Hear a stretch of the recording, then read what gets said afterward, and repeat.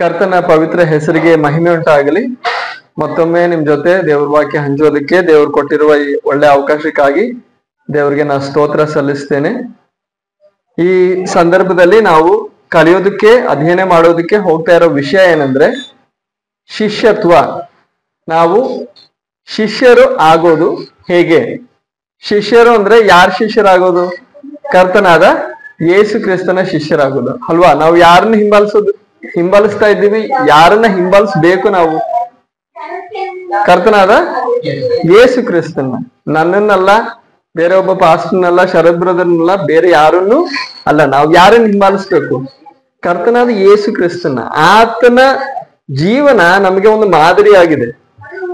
ಆತನ ಜೀವಿತವನ್ನ ನಾವು ಹತ್ತಿರವಾಗಿ ಗಮನಿಸ್ಬೇಕು.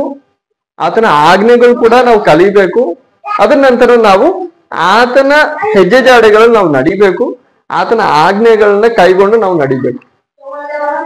ಆ ರೀತಿ ನಾವು ಜೀವಿಸಿದ್ರೆ ಮಾತ್ರವೇ ನಾವು ಯೇಸು ಕರ್ತನ ಯಥಾರ್ಥವಾದ ಶಿಷ್ಯರು.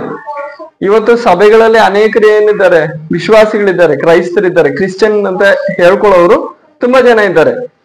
ಕ್ರಿಶ್ಚಿಯನ್ ಅಂತ ಕರೆಯಲ್ಪಡೋ ಜನ ಕಡಿಮೆ ಅಲ್ಲ, ತುಂಬಾ ಜನ ಇದ್ದಾರೆ. ಆದ್ರೆ ದೇವರ ವಾಕ್ಯದಲ್ಲಿ ನಾವು ಗಮನಿಸಿದ್ರೆ ಕ್ರಿಶ್ಚಿಯನ್ ಅನ್ನೋದಕ್ಕೆ ಸಮಾನವಾದ ಪದ ಕನ್ನಡದಲ್ಲಿ ಏನಂದ್ರೆ ಕ್ರೈಸ್ತ.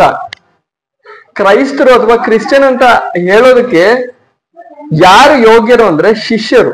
ಯಾರು ಯೇಸು ಕರ್ತನ ಹಿಂಬಾಲಿಸ್ತಾ ಇದ್ದಾರೆ, ಯೇಸು ಕರ್ತನಿಗೆ ಶಿಷ್ಯರಾಗಿ ನಡ್ಕೊಳ್ತಾ ಇದ್ದಾರೆ, ಜೀವಿಸ್ತಾ ಇದ್ದಾರೆ, ಅವರೇ ಅಸಲಾದ ಕ್ರಿಶ್ಚಿಯನ್. ಆದ್ರೆ ದುರ್ಭಾಗ್ಯವಶ ಏನು ಎಷ್ಟೋ ಜನ ಕ್ರಿಶ್ಚಿಯನ್ ಅಂತ ಕರೆಯಲ್ಪಡ್ತಾರೆ, ಆದ್ರೆ ಅವರು ಅಸಲಾದ ಕ್ರಿಶ್ಚಿಯನ್ ಅಲ್ಲ. ಯಾವ ಪುನಾದಿಯಲ್ಲಿ ನಾನು ಹೇಳ್ತಾ ಇರೋದು? ದೇವ್ರ ವಾಕ್ಯದ ಪುನಾದಿಯಲ್ಲಿ. ದೇವರ ವಾಕ್ಯದ ಪುನಾದಿಯಲ್ಲಿ ನಾವು ನೋಡೋದಾದ್ರೆ ಅಪೊಸ್ತಲರ ಕೃತ್ಯಗಳು 11ನೇ ಅಧ್ಯಾಯ 26ನೇ ವಾಕ್ಯ. ಆಮೇಲೆ ಅವರು ಪೂರಾ 1 ವರ್ಷ ಸಭೆಯವರ ಸಂಗಡ ಕೂಡಿದ್ದು ಬಹು ಜನರಿಗೆ ಉಪದೇಶ ಮಾಡಿದರು. ಅಂತ್ಯೋಕ್ಯದಲ್ಲಿ ಶಿಷ್ಯರಿಗೆ ಕ್ರೈಸ್ತರೆಂಬ ಹೆಸರು ಮೊದಲು ಬಂತು. ಆಗ ಅಂತ್ಯೋಕ್ಯ ಪಟ್ಟಣದಲ್ಲಿ ಶಿಷ್ಯರ್ಗೆ ಏನ್ ಬಂತು? ಒಂದು ಹೆಸರು ಬಂತು. ಆ ಕಾಲದವರೆಗೂ ಅಷ್ಟವರೆಗೂ ಅವ್ರನ್ನ ಜನರು ಕರೀತಾ ಇದ್ದಿದ್ದು ಯೇಸು ಕರ್ತನ ಹಿಂಬಾಲಿಸೋರು, ಅನುಯಾಯಿಗಳು, ಶಿಷ್ಯರು ಅಂತ ಕರೀತಾ ಇದ್ರು. ಆ ಸಮಯದಿಂದ ಆ ಒಂದು ಸ್ಥಳದ ಶಿಷ್ಯರಿಗೆ ಒಂದು ಹೆಸರು ಬಿತ್ತು. ಅವರೆಲ್ಲ ಹೆಸರು ಹೇಳ್ಕೊಂಡಿದ್ದು, ನಮ್ಮ ಹೆಸರು ಕ್ರಿಶ್ಚಿಯನ್ನು, ನಾವು ಕ್ರೈಸ್ತರು. ಆದ್ರೆ ಹೆಸರು ಅವರು ಇಟ್ಕೊಂಡಿಲ್ಲ. ಜನ ಅವರನ್ನು ನೋಡಿ ಅವರಲ್ಲಿ ಏನ್ ನೋಡಿದ್ರು? ಕ್ರಿಸ್ತನ ಸ್ವಭಾವ ನೋಡಿದ್ರು. ಇದಕ್ಕಿಂತ ಮುಂಚೆ ನಾವು ಗಮನಿಸ್ತಾ ಇದ್ದಿದ್ದೇನು? ಕ್ರಿಸ್ತನ ಸ್ವಭಾವ ನಮ್ಮಲ್ಲಿ ಕಾಣಿಸ್ಬೇಕು, ದೇವ್ರ ಸ್ವಭಾವ ನಮ್ಮಲ್ಲಿ ಕಾಣಿಸ್ಬೇಕು. ಆಗ ಆ ರೀತಿ ಸ್ವಭಾವ ಕಾಣಿಸೋದ್ರಿಂದ ಜನ ಅವರನ್ನ ಏನಂತ ಕರೆದ್ರು? ಕ್ರೈಸ್ತರು ಅಂತ. ಇಂಗ್ಲಿಷ್ ಅಲ್ಲಿ ಕ್ರಿಶ್ಚಿಯನ್ ಅಂತ. ಆಗ ನಾವು ದೇವರ ವಾಕ್ಯದ ಬೆಳಕಲ್ಲಿ, ದೇವರ ವಾಕ್ಯದ ಪುನಾದಿಯ ಮೇಲೆ ನಾವು ಹೇಳೋದಾದ್ರೆ ಕ್ರಿಶ್ಚಿಯನ್ ಅಂತ, ಕ್ರೈಸ್ತ ಅಂತ ಕರೆಯಲ್ಪಡೋದಕ್ಕೆ ಯೋಗ್ಯರು ಯಾರು ಅಂದ್ರೆ ಅಸಲಾದ ಯೇಸು ಕ್ರಿಸ್ತನ ಶಿಷ್ಯರು, ಯೇಸು ಕ್ರಿಸ್ತನ ಯಥಾರ್ಥವಾದ ಶಿಷ್ಯರು, ಆತನ ಮಾರ್ಗದಲ್ಲಿ ನಡೆಯೋರು, ಆತನ ಹೇಳಿರೋ ಆಜ್ಞೆಗಳನ್ನ ಪಾಲಿಸೋರು, ಆತನ ಮಾದರಿ, ಆತನ ಹೇಗ್ ಜೀವಿಸ್ದ ಈ ಲೋಕದಲ್ಲಿ ಆ ಮಾದರಿಯನ್ನ ಗಮನಿಸಿ ಅದನ್ನ ಸೂಕ್ಷ್ಮವಾಗಿ ಏಕಾಗ್ರತೆಯಿಂದ ಗಂಭೀರವಾಗಿ ಗಮನಿಸಿ ಅದನ್ನ ಹಿಂಬಾಲಿಸೋರು, ಆ ಹೆಜ್ಜೆ ಜಾಡಿಯಲ್ಲಿ ನಡೆಯೋದು. ಅವರೇ ಅಸಲಾಗಿ ಕ್ರಿಶ್ಚಿಯನ್ ಅಂತ ಕರೆಯಲ್ಪಡೋದಕ್ಕೆ, ಕ್ರೈಸ್ತ ಅಂತ ಕರೆಯಲ್ಪಡೋದಕ್ಕೆ ಯೋಗ್ಯರು ಪ್ರಿಯರೇ. ಹಾಗೆ ಕ್ರಿಶ್ಚಿಯನ್ ಅಂತ ಹೇಳಿದ್ರೆ ಅವನೊಂದು ಚಿಕ್ಕ ವಿಷಯ ಅಲ್ಲ. ಕ್ರಿಶ್ಚಿಯನ್ ಅಥವಾ ಕ್ರೈಸ್ತ ಅಂತ ಹೇಳೋ ಆ ಪದಕ್ಕೆ ತುಂಬಾ ತೂಕ ಇದೆ, ತುಂಬಾ ಬೆಲೆ ಇದೆ. ಆದ್ರೆ ಇವಾಗ ಎಲ್ರು ಕ್ರೈಸ್ತ ಮಾರ್ಗ, ಇವಾಗ ಕ್ರೈಸ್ತ ಒಂದು ಮತವಾಗಿ ಮಾರ್ಪಟ್ಟಿದೆ. ಅನೇಕ ಮತಗಳಿದೆ ಈ ಲೋಕದಲ್ಲಿ. ಅದೇ ರೀತಿ ಒಂದು ಕ್ರೈಸ್ತ ಮತ ಆಗ್ಬಿಟ್ಟಿದೆ. ಅದರಲ್ಲಿ ಅನೇಕ ಆಚರಣೆಗಳು ಬಂದು ಸೇರಿದೆ, ಅನೇಕ ಹಬ್ಬಗಳು, ಅನೇಕ ರೀತಿಯಾದ ಲೋಕದಲ್ಲಿದ್ದ ಕಾರ್ಯಗಳು ಕ್ರೈಸ್ತತ್ವಕ್ಕೆ ಬಂದು ಸೇರಿವೆ. ಅದು ದೇವರ ವಾಕ್ಯದಲ್ಲಿ ಇಲ್ಲ. ದೇವರ ವಾಕ್ಯದಲ್ಲಿ ಕ್ರಿಸ್ಮಸ್ ಇದೆಯಾ? ಕ್ರಿಸ್ಮಸ್ ಇಲ್ಲ. ಈಸ್ಟರ್ ಇಲ್ಲ, ಲೆಂಟ್ ಇಲ್ಲ. ಅದಲ್ಲದೆ ಈ ರೀತಿಯಾದ ಅನೇಕ, ಈಗ ನಾವು ಸೇವಕರು, ದೇವರ ವಾಕ್ಯ ಬೋಧನೆ ಮಾಡೋರು ಒಂದು ವಿಶೇಷವಾದ ವಸ್ತ್ರ ಹಾಕೊಂಡು ನಿಂತ್ಕೊಳ್ತಾರೆ, ಉದ್ದವಾದ ಒಂದು ಗೌನ್ ತರ ಹಾಕೊಂಡು ನಿಂತ್ಕೊಳ್ತಾರೆ. ಅದು ಯಾವುದು ದೇವರ ವಾಕ್ಯದಲ್ಲಿ ಇಲ್ಲ. ಇದೆಲ್ಲ ಎಲ್ಲಿಂದ ಬಂತು? ಲೋಕದಿಂದ ಬಂದು ಸೇರಿತು. ಅವಾಗ ಒಂದು ಮತವಾಗಿ ಇದು ಮಾರ್ಪಟ್ಟಿತು. ಆದ್ರೆ ಇದ್ರದ್ದು ಅಸಲಾದ ರೂಪ ಏನು? ಶಿಷ್ಯರ ಗುಂಪು. ಸಭೆ ಅಂದ್ರೆ ಏನು? ಶಿಷ್ಯರ ಗುಂಪು. ಯೇಸು ಕರ್ತನ ಶಿಷ್ಯರ ಗುಂಪೇ ಸಭೆ. ನೀವು ಶಿಷ್ಯರಲ್ಲ ಅಂದ್ರೆ ನೀವು ಸಭೆ ಹೇಗಾಗೋದಕ್ಕಾಗುತ್ತೆ? ನಾನೊಬ್ಬ ಮಾಮೂಲಿ ವಿಶ್ವಾಸಿ ಅಂದ್ರೆ ಸಾಕಲ್ಲ. ವಿಶ್ವಾಸಿ ಅಂದ್ರೆ ಏನು? ಅವನು ವಿಶ್ವಾಸ ಮಾಡ್ತಾ ಇದ್ದಾನೆ, ನಂಬಿಕೆ ಇಡ್ತಾ ಇದ್ದಾನೆ, ಯೇಸು ಕರ್ತನ ಮೇಲೆ ನಂಬಿಕೆ ಇಡ್ತಾ ಇದ್ದಾನೆ. ಆ ನಂಬಿಕೆ ಮೂಲಕ ಅವನಿಗೆ ರಕ್ಷಣೆ ಸಿಕ್ತು. ಅದ್ ಸಾಕ? ಇಲ್ಲ. ರಕ್ಷಿಸಿದ ಯಾಕೆ? ನರಕದಿಂದ ತಪ್ಪಿಸ್ಕೊಳ್ಳೋದು ಮಾತ್ರ ಅಲ್ಲ, ಗುರುವಿನ ಹಿಂದೆ, ಸ್ವಾಮಿಯ ಹಿಂದೆ ನಡೆಯೋದಕ್ಕೆ, ಶಿಷ್ಯನಾಗೋದಕ್ಕೆ. ನೀನ್ ನಡೀತಾ ಇಲ್ಲ, ರಕ್ಷಣೆ ಒಂದೇ, ನರಕದಿಂದ ತಪ್ಪಿಸ್ಕೊಂಡ್ಬಿಟ್ಟೆ, ಸುಮ್ಮನೆ ಕೂತಿದ್ಯಾ, ಹಾಲೆಲೂಯ ಹೇಳ್ಕೊಂಡು ಕೂತಿದ್ಯಾ, ಅದು ಸಾಕಲ್ಲ. ನೀನೇನಾಗ್ಬೇಕು? ಶಿಷ್ಯ ಆಗ್ಬೇಕು. ಶಿಷ್ಯರ ಗುಂಪನ್ನೇ ಸಭೆ ಅಂತ ಹೇಳೋದು, ಶಿಷ್ಯರನ್ನೇ ಕ್ರಿಶ್ಚಿಯನ್ ಅಂತ ಕರೆಯೋದು, ಶಿಷ್ಯರನ್ನೇ ಕ್ರೈಸ್ತರು ಅಂತ ಕರೆಯೋದು. ಹಾಗಾಗಿ ಪ್ರಿಯರೇ, ಶಿಷ್ಯತ್ವ ಅನ್ನೋದು ತುಂಬಾ ಮುಖ್ಯವಾದ ವಿಷಯ. ಇವತ್ತು ಅನೇಕರು ಸಭೆಗೆ ಬರೋದು ಏನಕ್ಕೋಸ್ಕರ? ಆಶೀರ್ವಾದ ಹೊಂದೋದಕ್ಕೋಸ್ಕರ ಅಲ್ವಾ? ಏನಾದ್ರು ಸಮಸ್ಯೆಗಳು, ಕಷ್ಟಗಳಿದ್ರೆ ಪರಿಹಾರ ಹೊಂದೋದಕ್ಕೆ ಬರ್ತಾರೆ. ಪಾಸ್ಟರ್ ನಮಗೋಸ್ಕರ ಪ್ರಾರ್ಥನೆ ಮಾಡಿ, ಇದಕ್ಕೋಸ್ಕರ ಪ್ರಾರ್ಥನೆ ಮಾಡಿ, ಅದಕ್ಕೋಸ್ಕರ ಪ್ರಾರ್ಥನೆ ಮಾಡಿ. ಅದು ತಪ್ಪು ಅಂತ ನಾನು ಹೇಳ್ತಾ ಇಲ್ಲ. ಅದು ಸಾಮಾನ್ಯವಾದ ಸ್ವಾಭಾವಿಕವಾದ ಮನುಷ್ಯನ ಸ್ವಭಾವ, ಆತನ ಸನ್ನಿವೇಶಗಳು ಆ ರೀತಿ ಮಾಡ್ತವೆ. ಮನುಷ್ಯನಿಗೆ ಕಷ್ಟ ಬರುವಾಗ ಪರಿಹಾರಕ್ಕಾಗಿ ತಾನೇ ಆಶ್ರಯಿಸ್ಕೊಂಡು ಹುಡುಕಾಡ್ತಾನೆ, ಅವನವನೇ ಪರಿಹಾರ ಮಾಡ್ಕೊಳ್ಳೋದಕ್ಕೆ ಕಂಡ್ಕೊಳ್ಳೋಕೆ ನೋಡ್ತಾನೆ. ಮನುಷ್ಯರನ್ನು ಆಶ್ರಯ ಹೊಂದೋದಕ್ಕೆ ನೋಡ್ತಾನೆ, ಮನುಷ್ಯರ ಸಹಾಯವನ್ನು ಅಪೇಕ್ಷಿಸ್ತಾನೆ. ದೇವರಲ್ಲಿ ನಂಬಿಕೆ ಇಡೋನಾದ್ರೆ ದೇವರ ಸಹಾಯನು ಅಪೇಕ್ಷಿಸ್ತಾನೆ. ಆ ಕಾರಣದಿಂದ ಚರ್ಚೆಗೆ ಬರುವಾಗ ಅದೇ ರೀತಿಯಾಗಿ ಅವನೇನ್ ಹೇಳ್ತಾನೆ? ಪಾಸ್ಟರ್ ನಮಗೋಸ್ಕರ ಪ್ರಾರ್ಥನೆ ಮಾಡಿ. ಅದ್ರಲ್ಲಿ ಏನು ತಪ್ಪಿಲ್ಲ.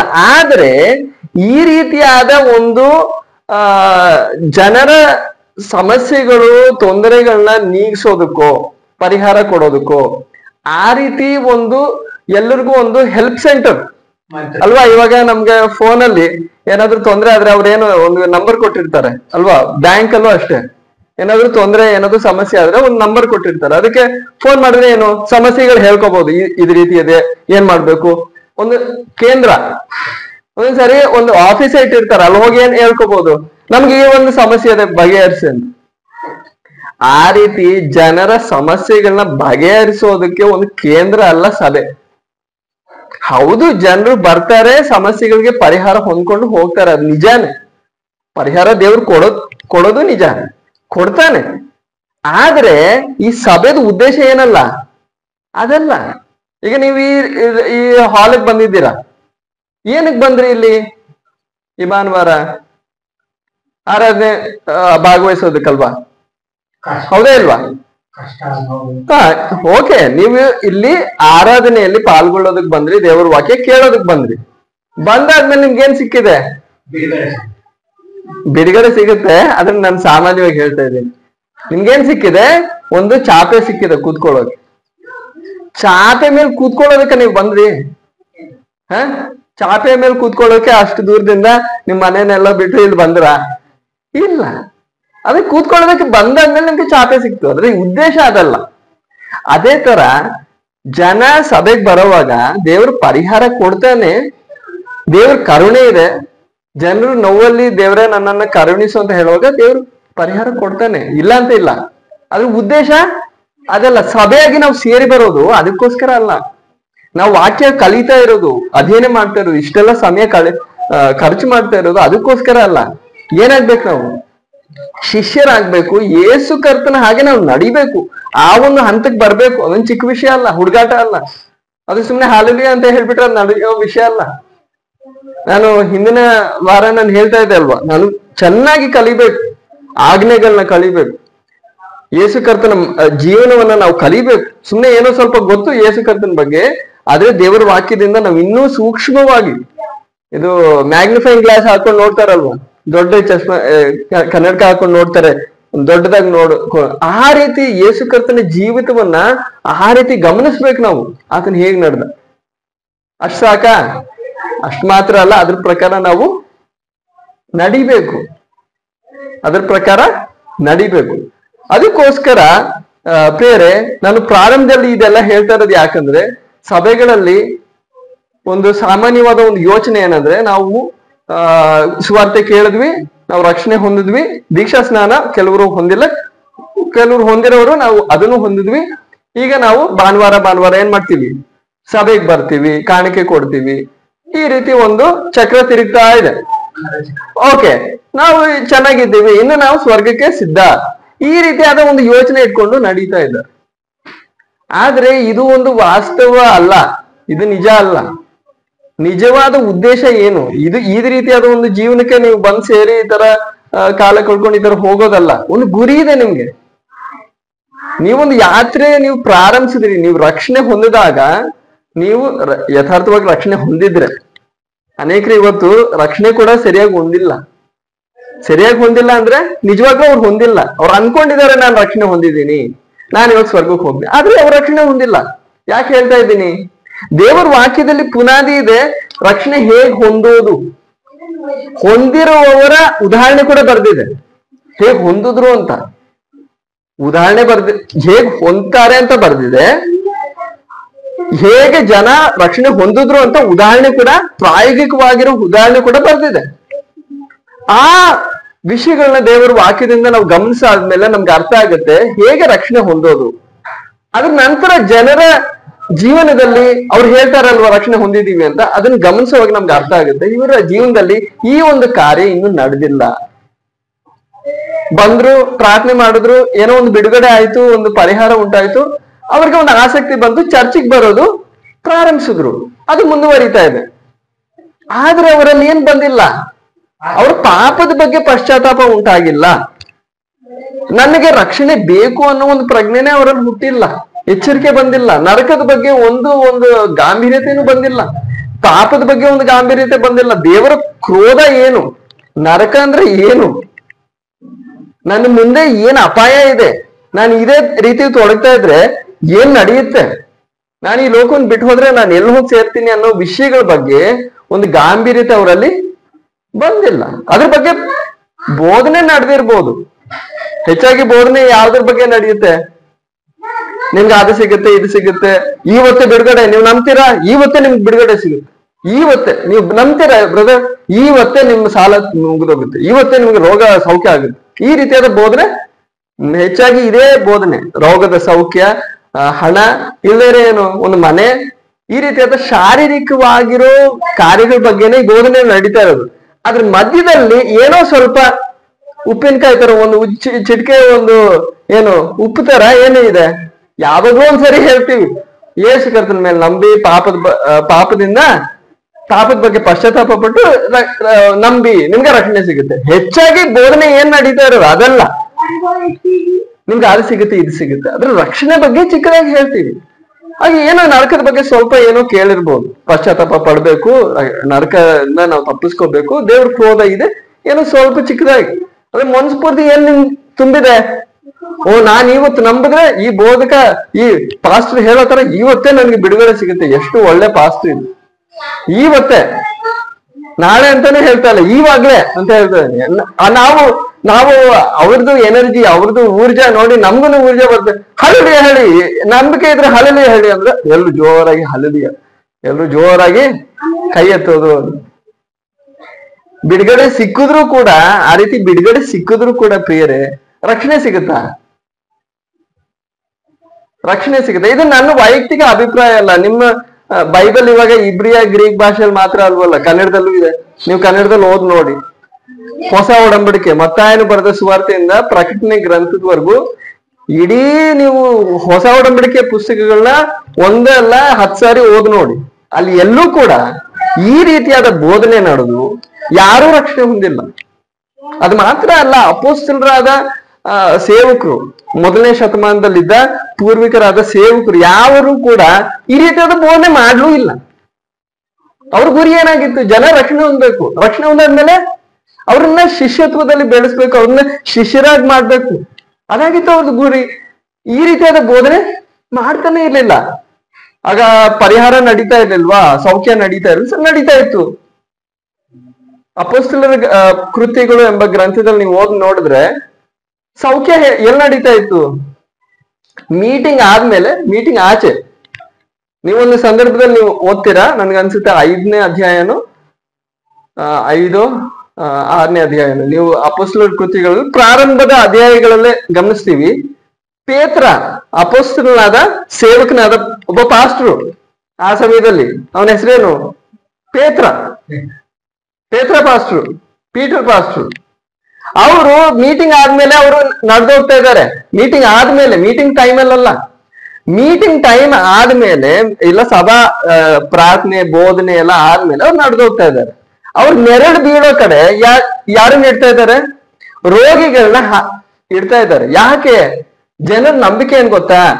ಈ ಪೀಟರ್ ಪಾಸ್ಟರ್ದು ನೆರಳು ಅವ್ರ ಮೇಲೆ ಬಿದ್ರೆ ರೋಗವಾಸಿ ಆಗುತ್ತಂತೆ. ಆದ್ರೆ ಪೀಟರ್ ಪಾಸ್ಟರ್ ಹತ್ರ ಪ್ರೀಚ್ ಮಾಡಿದ್ರ, ಬೋಧನೆ ಮಾಡಿದ್ರ, ಬನ್ನಿ ತಗೊಂಡ್ ಬನ್ನಿ ನಿಮ್ಗೆ ವಾಸಿ ಆಗುತ್ತೆ ಅಂತ. ರೋಗದ ಸೌಖ್ಯ ನಡೀತಾ ಇದೆ, ಆದ್ರೆ ರೋಗದ ಸೌಖ್ಯದ ಬಗ್ಗೆ ಏನಿಲ್ಲ, ಬೋಧನೆ ಇಲ್ಲ, ಬೋಧನೆ ನಡೀತಾ ಇಲ್ಲ, ಅದ್ರ ಬಗ್ಗೆ ಪ್ರೀಚಿಂಗ್ ಮಾಡ್ತಾ ಇಲ್ಲ ಅವರು. ನಿಮ್ಗೆ ರೋಗದ ಸೌಖ್ಯ ಇವತ್ತು ಸಿಗುತ್ತೆ, ಆದಿಲ್ಲ. ಬೋಧನೆ ಏನು? ಯೇಸು ಕರ್ತನ ಶಿಲುಬೆ, ಆ ಯಜ್ಞ ಯಾಕಕ್ಕೋಸ್ಕರ? ನೀವೆಲ್ಲ ಹೋಗ್ಬೇಕಾಗಿತ್ತು? ಯಾರು ನಿಮ್ಮ ಸ್ಥಳ ತಗೊಂಡ? ನೀವ್ ಹೇಗ್ ತಪ್ಪಿಸ್ಕೋಬಹುದು? ದೇವರ ಕ್ರೋಧ ಎಷ್ಟು ಉಗ್ರವಾಗಿದೆ, ಆ ಕ್ರೋಧದಿಂದ ನೀವು ತಪ್ಪಿಸ್ಕೋಬೇಕಾಗಿದೆ. ಅದ್ರ ಬಗ್ಗೆ ಬೋಧನೆ ನಡೀತಾ ಇದೆ. ಇನ್ನು ಅಪೊಸ್ತಲನಾದ ಪೌಲನ ಬಗ್ಗೆ ನೀವು ನೋಡೋದಾದ್ರೆ 24ನೇ ಅಧ್ಯಾಯ, ಅದನ್ನ ನಾವು ಮುಟ್ತಾ ಇಲ್ಲ, ಅದು ನಮ್ ವಿಷಯ ಅಲ್ಲ, ಆದ್ರೂ ಪ್ರೇರಣೆ ಬರೋದ್ರಿಂದ ಇದೆಲ್ಲ ನಾನು ಹೇಳ್ತಾ ಇರೋದು. 24ನೇ ಅಧ್ಯಾಯ ಅನ್ಸುತ್ತೆ. ಒಬ್ಬ ಸರ್ಕಾರಿ ಅಧಿಪತಿ ಆ ಕಾಲದಲ್ಲಿ, ಒಂದು ನೀವು ಅನ್ಕೋಬಹುದು ಒಂದು ಪೊಲೀಸ್ ಕಮಿಷನರ್ ಆತರ. ಪೌಲ ಆ ಸಮಯದಲ್ಲಿ ಕೈದಿ ಆಗಿದ್ದಾನೆ, ಅಪರಾಧಿಯಾಗಿದ್ದಾನೆ, ಅವನು ಜೈಲಲ್ಲಿ ಆಗಿದ್ದಾನೆ. ಆಗಾಗ ಆ ಅಧಿಕಾರಿ ಹತ್ರ ಬಂದು ಮಾತಾಡೋದಕ್ಕೆ, ಅವನ ಕೇಸ್ ಬಗ್ಗೆ ಹೇಳ್ಕೊಳ್ಳೋದಕ್ಕೆ ಅವಕಾಶ ಸಿಗುತ್ತೆ. ನಾನು ನಿರಪರಾಧಿ, ನಾನೇನು ಮಾಡಿಲ್ಲ, ನನ್ನ ಸುಳ್ಳಾಗಿ ಇವರು ಈ ತರ ಸಿಕ್ಕ ಹಾಕಿಸಿದ್ದಾರೆ ಅಥವಾ ಹೇಳ್ಕೊಳ್ಳೋದಕ್ಕೆ ಅವಕಾಶ ಸಿಗುತ್ತೆ ಆ ಅಧಿಕಾರಿ ಜೊತೆ ಮಾತಾಡೋದಕ್ಕೆ. ನೀವು ನಾನು ಆಗಿದ್ರೆ ಹೇಗ್ ಹೋಗ್ತೀವಿ?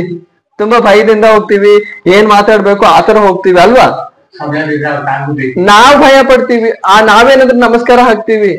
ಆದ್ರೆ ಪೌಲ ಆ ಅಧಿಕಾರಿ ಜೊತೆ ಮಾತಾಡುವಾಗ ಪೌಲ ಏನ್ ಅನ್ಕೊಂಡ, ಇದೊಂದು ಒಳ್ಳೆ ಅವಕಾಶ, ನಾನು ಸುವಾರ್ತೆ ಹಂಚ್ಬೋದಲ್ವಾ ಈ ಅಧಿಕಾರಿ ಜೊತೆ? ಸುವಾರ್ತೆ ಹಂಚದ. ಅದ್ರ ಬಗ್ಗೆ ನಾವು ದೇವರ ವಾಕ್ಯದಲ್ಲಿ ಗಮನಿಸೋದಾದ್ರೆ ಅಪೊಸ್ತಲರ ಕೃತ್ಯಗಳು ಅದರಲ್ಲಿ 24ನೇ ಅಧ್ಯಾಯ, ಅದರಲ್ಲಿ 25ನೇ ವಾಕ್ಯ. ಇದರಲ್ಲಿ ನೀವು ಗಮನಿಸೋದಾದ್ರೆ ಈ ಅಧಿಕಾರಿ ಜೊತೆ ಆತನ ಒಂದು ಹೆಂಡತಿ ಕೂಡ ಇದ್ದಾಳೆ. ಅದನ್ನ ನೀವು ಓದಿ 24ನೇ ಅಧ್ಯಾಯ 24ನೇ ವಾಕ್ಯದಿಂದ ನೀವು ಓದೋದಾದ್ರೆ ಅಲ್ಲಿ ನೀವು ಓದ್ತೀರಾ. ಓದಿ, ಯಾರಾದ್ರೂ ಒಬ್ರು. ಕೆಲವು ದಿವಸಗಳಾದ ಮೇಲೆ ಫೆಲಿಕ್ಸ್ ಅನ್ನು ಅಧಿಕಾರಿ ಆತನ ಹೆಂಡತಿಯಾದ ಸ್ವಂತ ಹೆಂಡತಿಯೊಂದಿಗೆ ಪೌಲನನ್ನು ಕರೆಸಿಕೊಂಡು ಕ್ರಿಸ್ತ ಯೇಸುವಿನಲ್ಲಿ ಇಡತಕ್ಕ ಕರ ತಂದು ಕ್ರಿಸ್ತ ಯೇಸುವಿನ ಮೇಲೆ ಕ್ರಿಸ್ತ ಯೇಸುವಿನಲ್ಲಿ ಇಡತಕ್ಕ ನಂಬಿಕೆಯ ವಿಷಯವಾಗಿ ಅವನು ಹೇಳಿದ ಮಾತುಗಳನ್ನು ಕೇಳಿದನು. ಅಂದ್ರೆ ಇದು ಮೊದಲನೇ ಸಾರಿ ಅಲ್ಲ, ಯೇಸು ಕ್ರಿಸ್ತನ ಬಗ್ಗೆ ಮುಂಚೆನೂ ಪೌಲನು ಹೇಳಿದ್ದಾನೆ. ಆ ಕಾರಣದಿಂದ ಇವಾಗ ಫಿಲಿಕ್ಸ್ ಏನ್ ಮಾಡ್ತಾ ಇದ್ದಾನೆ? ಕರೆಸಿ ಮತ್ತೆ ಕೇಳ್ತಾ ಇದ್ದಾನೆ, ಸುವಾರ್ತೆ ಕೇಳ್ತಾ ಇದ್ದಾನೆ ಪೌಲನಿಂದ. 25ನೇ ವಾಕ್ಯ.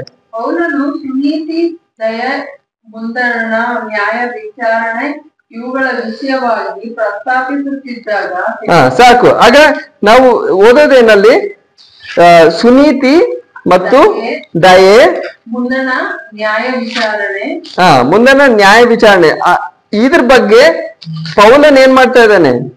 ಬೋಧನೆ ಮಾಡ್ತಾ ಇದ್ದಾನೆ.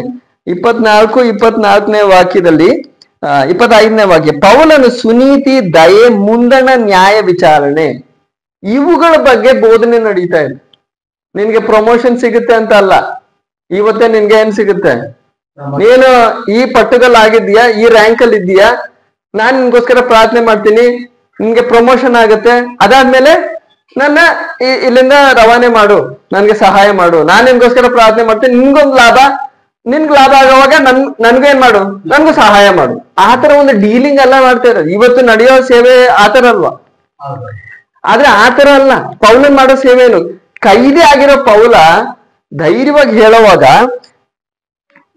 ಈ ಶಾರೀರಿಕ ಸಂಗತಿಗಳು ಹೇಳ್ದೆ ಏನ್ ಹೇಳ್ತಾ ಇದ್ದಾನೆ? ಸುನೀತಿ. ಸುನೀತಿ ಅಂದ್ರೆ ಏನು? ನೀತಿ ಅಂದ್ರೆ ಏನು? ಸರಿಯಾಗಿ ನಡೆಯೋದಂದ್ರೆ ಏನು? ದೇವರನ್ನ ಮೆಚ್ಚಿಸೋದು ಹೇಗೆ?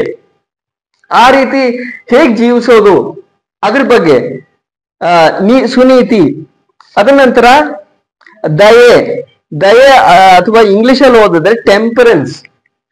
ಟೆಂಪರೆನ್ಸ್ ಅಂದ್ರೆ ದಯೆ ಅಂತ ಸರಿಯಾಗಿ ಆದ್ರೆ ಬರಲ್ಲ, ಕ್ಷಮೆದಮೆ.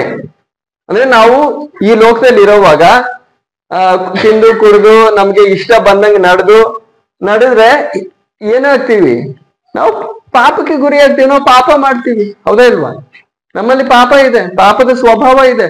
ನಮ್ಗೆ ಇಷ್ಟ ಬಂದಂಗೆ ಜೀವಿಸಿದ್ರೆ ಹೇಗಾಗ್ತೀವಿ? ಆಗ ನಮ್ಮ ಜೀವನದಲ್ಲಿ ಕಟ್ಟುನಿಟ್ಟು ಬೇಕು, ಕ್ಷಮೆದಮೆ ಬೇಕು. ನಮ್ಗೆ ಇಷ್ಟ ಬಂದಂಗೆಲ್ಲ ಮಾಡೋದಕ್ಕೆ ಹೋಗ್ಬಾರ್ದು. ಏನೆಲ್ಲ ನಮ್ಗೆ ಇಷ್ಟ ಬರುತ್ತೋ ಅದೆಲ್ಲ ಮಾಡೋದಕ್ಕೆ ಹೋದ್ರೆ ಏನಾಗ್ತೀವಿ? ನಾವು ಪಾಪದಲ್ಲಿ ಬೆಳಿತೀವಿ. ಕ್ಷಮೆದಮೆ ಬೇಕು. ಅದ ನಂತರ ನ್ಯಾಯ ವಿಚಾರಣೆ. ಅಂದ್ರೆ ಬರುವ ಕಾಲದಲ್ಲಿ ದೇವರು ನ್ಯಾಯ ವಿಚಾರಣೆ ನಡೆಯೋದಕ್ಕೆ ಹೋಗ್ತಾರೆ. ಎಲ್ಲಾ ಮನುಷ್ಯರು ಕೂಡ ದೇವರ ನ್ಯಾಯ ವಿಚಾರಣೆಗೆ ಗುರಿ ಆಗ್ತಾರೆ.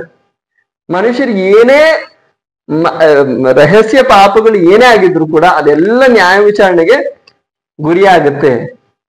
ಈ ವಿಷಯಗಳು ಹೇಳ್ತಾ ಇದ್ದಾನೆ. ಇಲ್ಲಿ ನಾವು ಓದೋದು ಇವುಗಳ ವಿಷಯವಾಗಿ ಪ್ರಸ್ತಾಪಿಸಿದ್ದಾಗ, ಅಂದ್ರೆ ಬೋಧನೆ ಮಾಡಿ ಹೇಳ್ತಾ ಇದ್ದಾನೆ.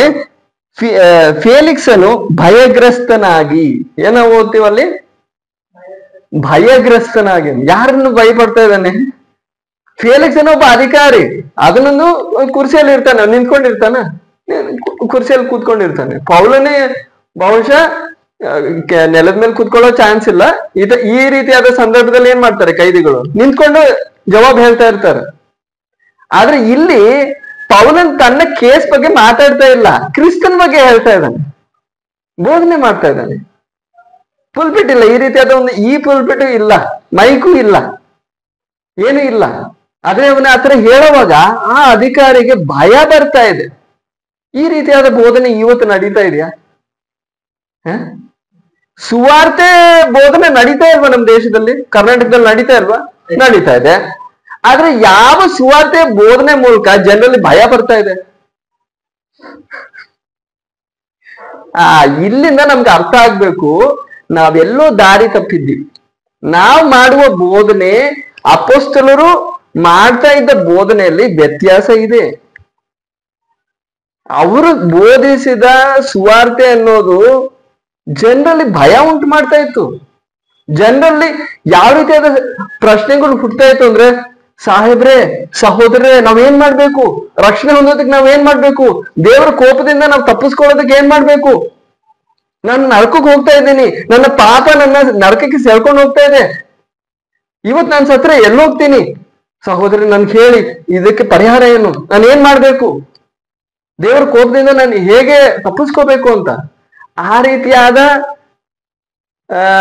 ಯಾರ ಬಾಯಲ್ಲಿ ಏನ್ ಬರ್ತಾ ಇಲ್ಲ? ಪ್ರಶ್ನೆಗಳು ಬರ್ತಾ ಇಲ್ಲ. ಅದಕ್ಕಿಂತ ಬದಲಿಗೆ ಏನ್ ಬರ್ತಾ ಇದೆ? ಪಾಸ್ಟ್ರೆ, ನೀವು ಮನೆಗ್ ಬರ್ತೀರಾ, ಸ್ವಲ್ಪ ಪ್ರಾರ್ಥನೆ ಮಾಡ್ತೀರಾ, ಮನೆಯಲ್ಲಿ ಸ್ವಲ್ಪ ಕಾಟ ಇದೆ, ನಾವೆಲ್ಲ ಪ್ರಯತ್ನಿಸಿದ್ವಿ, ತಂತ್ರ ಮಂತ್ರ ಅದು ಇದು, ಮುಸ್ಲಿಂ ಅವ್ರದ್ದು, ಹಿಂದೂ ಅವ್ರದ್ದು, ಎಲ್ಲಾ ರೀತಿಯಾದ, ಕ್ರಿಶ್ಚಿಯನ್ ಅವ್ರ ಕ್ರಾಸು, ಎಲ್ಲಾ ರೀತಿಯಾದ ನಾವು ಟ್ರೈ ಮಾಡಿದ್ವಿ, ಏನು ಆಗ್ತಾ ಇಲ್ಲ, ಈ ಕಾಟನೇ ತೊಲಗ್ತಾ ಇಲ್ಲ, ನೀವು ಬಂದು ಪ್ರಾರ್ಥನೆ ಮಾಡಿ, ನಿಮ್ಮನ್ನು ಟ್ರೈ ಮಾಡ್ಬಿಡು.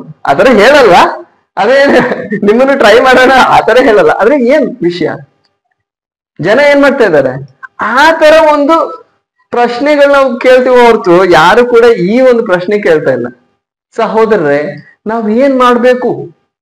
ನಾವೇನ್ ಮಾಡ್ಬೇಕು ಅಂದ್ರೆ ರಕ್ಷಣೆ ಹೊಂದೋದಕ್ಕೆ ಏನ್ ಮಾಡ್ಬೇಕು? ಪಾಪದ ಪ್ರಾಯಶ್ಚಿತ್ತಕ್ಕಾಗಿ ನಾವ್ ಏನ್ ಮಾಡ್ಬೇಕು? ನರಕದಿಂದ ತಪ್ಪಿಸ್ಕೊಳ್ಳೋದಕ್ಕಾಗಿ, ದೇವರ ಕ್ರೋಧದಿಂದ, ಆ ನ್ಯಾಯ ವಿಚಾರಣೆಯಿಂದ, ಆ ಭಯಂಕರವಾದ ಆ ದಿನದಿಂದ ನಾನು ತಪ್ಪಿಸ್ಕೊಳ್ಳೋದಕ್ಕೆ ನಾನಿವತ್ತು ಏನ್ ಮಾಡ್ಬೇಕು? ಸಾಬ್ರೆ ತಿಳಿಸಿ. ಆ ರೀತಿ ಸುಮ್ಮನೆ ಏನೋ ಕೆಲವರು ಬಂದು ಕೇಳ್ತಾರಲ್ವ, ಬೈಬಲ್ ಬಗ್ಗೆ ಏನಾದ್ರು ಒಂದು ಅನುಮಾನ, ನಾವು ಹೇಳ್ತಾ ಇರ್ತೀವಿ, ನೀವು ಬೈಬಲ್ ಓದಿ, ನಿಮ್ಗೆ ಏನಾದ್ರು ಅರ್ಥ ಆಗಿಲ್ಲ ಅಂದ್ರೆ ಕೇಳಿ ಅಲ್ವಾ? ಆ ರೀತಿಯಾದ ಪ್ರಶ್ನೆ ಅಲ್ಲ ಇದು. ಅದು ಕೇಳ್ಬಾರ್ದು, ಕೇಳ್ಬೇಕಾದ, ಅದು ಕಲಿಯೋದಕ್ಕೆ. ಆದ್ರೆ ಒಂದು ಬೋಧನೆ ನಡೆದಾದ್ಮೇಲೆ ಆ ಬೋಧನೆ ಬೀರಿದಂತಹ ಒಂದು ಪ್ರಭಾವ ನಾವು ಗಮನಿಸ್ತಾ ಇರೋದು.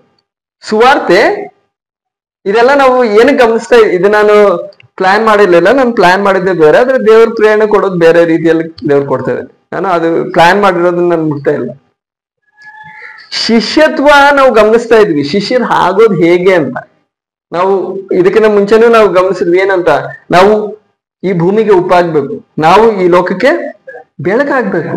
ಯೇಸು ಕರ್ತನ ಹಾಗೆ ನಾವು ಅದಕ್ಕೊಂದು ಪುನಾದಿ, ಒಂದು ಪ್ರಾರಂಭ ಏನಂದ್ರೆ ಸುವಾರ್ತೆ.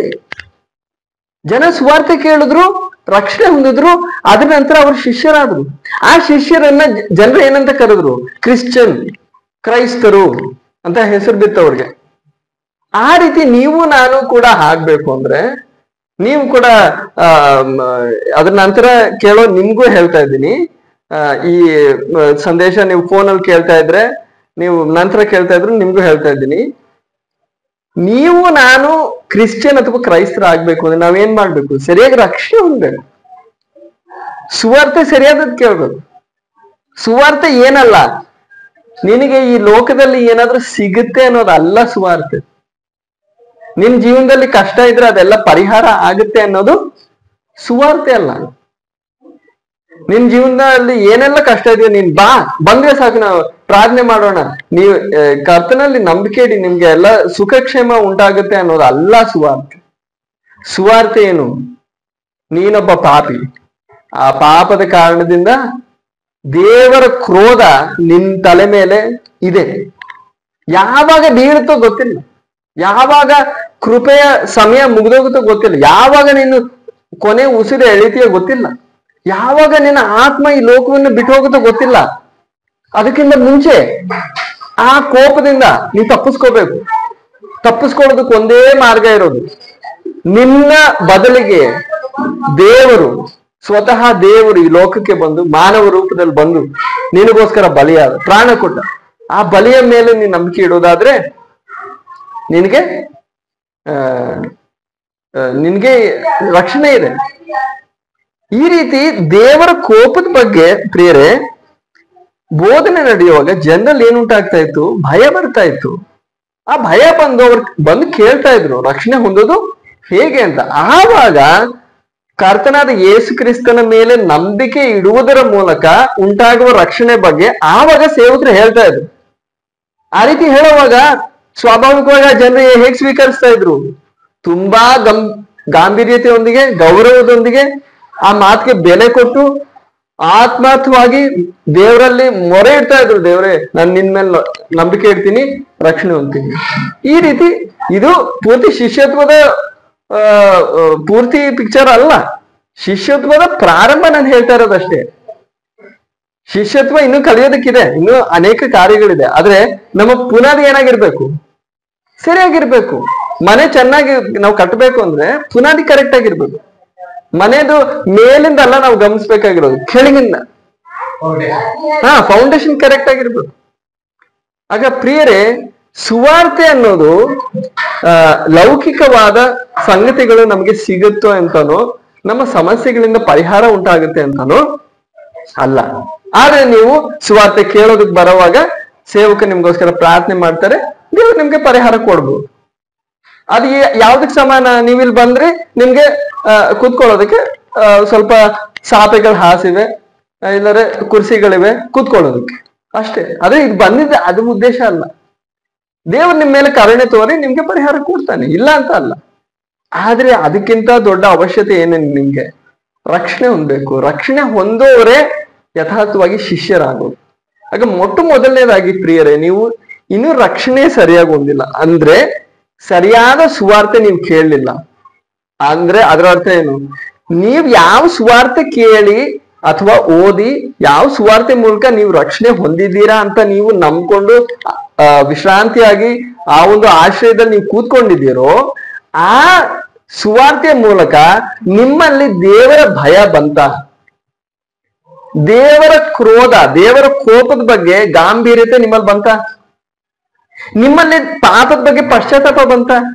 ಇಲ್ಲಿ ನಾವು ಆ ವಾಕ್ಯವನ್ನೇ ಓದಿ ಮುಗಿಸ್ಲಿಲ್ಲ. ಇಲ್ಲ ಓದೋದು ಫೇಲಿಕ್ಸ್ ಅನ್ನು, ಆ ಅಧಿಕಾರಿ ಭಯಗ್ರಸ್ತನಾಗಿ ಏನ್ ಹೇಳ್ತಾ ಇದ್ದಾನೆ? ಅವನಿಗೆ ಏನ್ ಹೇಳ್ತಾ ಇದ್ದಾನೆ? ಸದ್ಯಕ್ಕೆ ಹೋಗು. ಅವನು ದೊಡ್ಡ ಪೋಸ್ಟ್ ಅಲ್ಲಿ, ದೊಡ್ಡ ಪಟ್ಟದಲ್ಲಿ ಇದ್ದಾನೆ, ಅವನು ಹೇಳೋಕ್ಕಾಗಲ್ಲ ನನ್ಗೆ ಭಯ ಬರ್ತಾ ಇದೆ, ನಾನು ಆತರ ಹೇಳೋಕ್ಕಾಗಲ್ಲ. ಒಂದು ನೆಪ ಹೇಳ್ತಾ ಇದ್ದಾನೆ. ತಪ್ಪಿಸ್ಕೊಳ್ಬೇಕು. ಪೌಲನ್ ಹೇಳೋ ಸಂಗತಿಗಳ ತಾಳೋದಕ್ಕೆ ಆಗ್ತಾ ಇಲ್ಲ, ಅವನು ಭಯ ಬರ್ತಾ ಇದೆ. ಹೇಗೋ ಎದ್ದು ಹೋಗೋಕ್ಕಾಗಲ್ಲ. ಪೌಲನ್ನ ಒಂದು ನೆಪ ಹೇಳಿ ಕಳಿಸ್ತಾ ಇದ್ದಾನೆ, ಸದ್ಯಕ್ಕೆ ಹೋಗು, ಸಮಯ ದೊರಕಿದಾಗ ನಿನ್ನನ್ನು ಕರೆಸುವೆನು ಎಂದು ಹೇಳಿದನು. ಇನ್ನು ಯಾವಾಗ್ಲಾದ್ರೂ ಕರಿತೀನಿ, ನೀನು ಹೋಗಪ್ಪ, ಆ ರೀತಿ ಹೇಳ್ತಾರೆ. ಪ್ರಿಯರೇ, ನೀವು ರಕ್ಷಣೆ ಹೊಂದಿದ್ದೀರಾ ಅಂತ ಅನ್ಕೊಂಡಿದ್ದೀರಾ, ಆದ್ರೆ ರಕ್ಷಣೆ ಹೊಂದುವಾಗ ಯಾವ ಸುವಾರ್ತೆ ನೀವು ಕೇಳಿದ್ರಿ, ಯಾವ ಸಂದೇಶ ನಿಮ್ಮನ್ನ ರಕ್ಷಣೆಯಲ್ಲಿ ನಡೆಸ್ತು, ಆ ಸಂದೇಶದ ಮೂಲಕ ನಿಮ್ಮಲ್ಲಿ ದೇವರ ಭಯ ಬಂತ, ದೇವರ ನ್ಯಾಯ ತೀರ್ಪಿನ ಬಗ್ಗೆ ಗಾಂಭೀರ್ಯತೆ ಬಂತ, ನಿಮ್ಮಲ್ಲಿ ಪಾಪದ ಬಗ್ಗೆ ಪಶ್ಚಾತ್ತಾಪ ಬಂತ, ನೀವು ಆ ಪಶ್ಚಾತ್ತಾಪದೊಂದಿಗೆ ಮೊರೆ ಇಟ್ರ ದೇವರೇ ನನ್ನನ್ನ ರಕ್ಷಿಸು ಅಂತ. ಸೇವಕರು ನಿಮ್ಗೋಸ್ಕರ ಪ್ರಾರ್ಥನೆ ಮಾಡಿದ್ರು, ನಿಮ್ಗೆ ಏನೋ ದೇವ್ರು ಕರುಣೆ ತೋರಿಸಿರ್ಬೋದು, ನಿಮ್ಗೆ ಒಂದು ಆಸಕ್ತಿ ಬಂತು, ಚರ್ಚಿಗೆ ಬರ್ತಾ ಇದ್ದೀರಾ, ಒಳ್ಳೇದು, ಇನ್ನೂ ಬನ್ನಿ, ಚರ್ಚಿಗೆ ಬನ್ನಿ, ದೇವ್ರ ವಾಕ್ಯ ಕೇಳಿ. ಆದ್ರೆ ಏನ್ ಅನ್ಕೋಬೇಡಿ, ಓ ನಾನು ಕ್ರಿಶ್ಚಿಯನ್ ಆಗ್ಬಿಟ್ಟೆ, ಓ ನನ್ನ ಕೈಯಲ್ಲಿ ಒಂದು ಬೈಬಲ್ ಇದೆ, 5-6 ಹಾಡುಗಳು ನನಗೆ ಬರುತ್ತೆ ಹಾಡೋದಕ್ಕೆ, ನನ್ಗೆ ಬಾಯ್ಪಾಠ ಕೆಲವು ವಾಕ್ಯಗಳು ಗೊತ್ತು, ಓ ಇವಾಗ ನನಗೆ ಒಬ್ಬ ವಿಶ್ವಾಸ. ಆ ತರ ಕೂತ್ಕೋಬೇಡಿ, ಅದೊಂದು ವಂಚನೆ. ಯಾಕಂದ್ರೆ ಯಾರು ಕೂಡ ಈ ಸಭೆ ಹಾಲಲ್ಲಿ ಬರೋದ್ರಿಂದ ಕ್ರಿಶ್ಚಿಯನ್ ಆಗಲ್ಲ ಅಥವಾ ಶಿಷ್ಯರಾಗಲ್ಲ.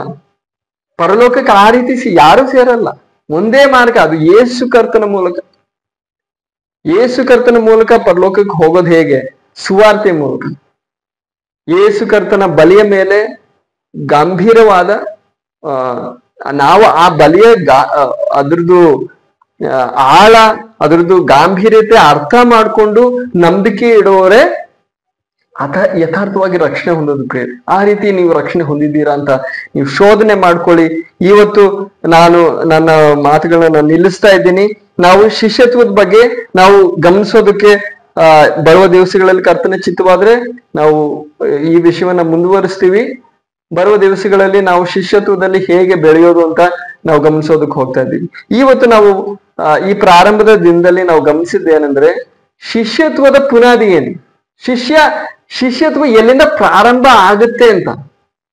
ಒಬ್ಬ ವ್ಯಕ್ತಿ ಎಲ್ಲಿಂದ ಅವನ ಶಿಷ್ಯತ್ವ ಪ್ರಾರಂಭ ಆಯ್ತು ಅದನ್ನ ಗಮನಿಸಿ ಹೇಳೋದಾದ್ರೆ, ಯಾವತ್ತು ಒಬ್ಬ ವ್ಯಕ್ತಿ ಸುವಾರ್ತೆ ಕೇಳ್ತಾನೆ, ಸುವಾರ್ತೆ ಕೇಳಿ ಮೊಣಕಾಲೂರಿ ದೇವರೇ ನಾನೊಬ್ಬ ಪಾಪಿ, ಪಶ್ಚಾತ್ತಾಪದೊಂದಿಗೆ ಮೊರೆ ಇಡ್ತಾನೆ, ದೇವರೇ ನನ್ನ ಕರುಣಿಸು, ನನ್ನ ರಕ್ಷಿಸು, ನಿನ್ನ ಬಲಿಯ ಮೇಲೆ ನಾನು ನಂಬಿಕೆ ಇಡುತ್ತೇನೆ, ಯೇಸುವೆ ನೀನೇ ನನ್ನ ರಕ್ಷಕ, ನೀನೇ ನನ್ನ ಒಡೆಯ, ನನ್ನ ಜೀವಿತ ನಿನ್ನ ಕರೆಗಳಲ್ಲಿ ಒಪ್ಪಿಸಿಕೊಡುತ್ತೇನೆ, ನನ್ನ ರಕ್ಷಿಸಪ್ಪ, ನನ್ನ ಹೃದಯದಲ್ಲಿ ಬಾ, ನನ್ನ ಕರ್ತನಾಗಿ ನನ್ನ ನಡೆಸು, ನನ್ನ ಜೀವಿತವನ್ನು ನಿನ್ನ ಕರೆಗಳಿಗೆ ಸಂಪೂರ್ಣವಾಗಿ ಸಮರ್ಪಣೆ ಮಾಡುತ್ತೇನೆ. ಈ ರೀತಿಯಾಗಿ ಒಬ್ಬ ವ್ಯಕ್ತಿ ಮೊಣಕಾಲೂರುವಾಗ ಅವನ ಪ್ರಯಾಣ ಏನಾಗುತ್ತೆ? ಪ್ರಾರಂಭ ಆಯ್ತು, ಇನ್ನು ಮುಗಿದಿಲ್ಲ, ಶಿಷ್ಯತ್ವ ಪ್ರಾರಂಭ ಆಯ್ತು. ಈ ಪುನಾದಿ ಇಲ್ಲದೆ ನೀವೆಷ್ಟು ವಾಕ್ಯ ಕಲಿತ್ರು, ಏನೆಲ್ಲ ಕಲಿತ್ರು ಪ್ರಯೋಜನ ಇಲ್ಲ ಪ್ರಯೋಜನ ಇಲ್ಲ. ಆ ಒಂದು ದಿನ ನನ್ನ ಜೀವನದಲ್ಲೂ ನಡೆದಿದೆ. ಯಾವತ್ತು ನಾನು ರಕ್ಷಣೆ ಹೊಂದದ್ನು ಆವತ್ತು ದೇವ್ರ ಜೊತೆ ನನಗೊಂದು ಸಂಬಂಧ ಉಂಟಾಯ್ತು. ಅಷ್ಟುವರೆಗೂ ಯಾರ ಜೀವನದಲ್ಲಿ ದೇವ್ರ ಜೊತೆ ಒಂದು ಸಂಬಂಧ ಇಲ್ಲ. ದೇವ್ರ ಕೃಪೆಯಿಂದ ದೇವ್ರು ನಿಮ್ಮನ್ನ ಸ್ಪರ್ಶಿಸ್ತಾ ಇದ್ದಾರೆ, ಸಂದರ್ಶಿಸ್ತಾ ಇದ್ದಾರೆ. ಒಂದು ಮೀಟಿಂಗ್ ಅಲ್ಲಿ ಬರುವಾಗ ನೀವು ವಾಕ್ಯ ಕೇಳ್ತೀರಾ, ಅದು ನಿಮ್ಮನ್ನ ಸ್ಪರ್ಶಿಸುತ್ತೆ. ಅದನ್ನ ಅರ್ಥ ನೀವು ದೇವ್ರ ಜೊತೆ ಸಂಬಂಧ ಹೊಂದ್ಕೊಂಡ್ಬಿಟ್ಟಿದ್ದೀರಾ ಅಂತ ಅನ್ಕೋಬೇಡಿ. ದೇವ್ರ ಜೊತೆ ನಿಮ್ಗೆ ಸಂಬಂಧ ಇಲ್ಲದೆ ಇದ್ರು ಹೊರಗಿಂದ ದೇವರು ನಿಮ್ಮನ್ನ ಏನ್ ಮಾಡ್ತಾ ಇದ್ದಾರೆ? ಸಂದರ್ಶಿಸ್ತಾ ಇದ್ದಾರೆ, ಕಟಾಕ್ಷಿಸ್ತಾ ಇದ್ದಾರೆ. ಯಾಕೆ? ನಿಮ್ಮನ್ನ ರಕ್ಷಣೆ ಮಾಡ್ಬೇಕು ಅಂತ. ಹಾಗಾಗಿ ನೀವು ದೇವ್ರ ಜೊತೆ ಸಂಬಂಧ ಇಲ್ಲದೆ ಇದ್ರು ದೇವ್ರು ನಿಮ್ ಜೊತೆ ಮಾತಾಡ್ತಾರೆ. ಯಾಕೆ? ಸೆಳೆಯೋದಕ್ಕೆ.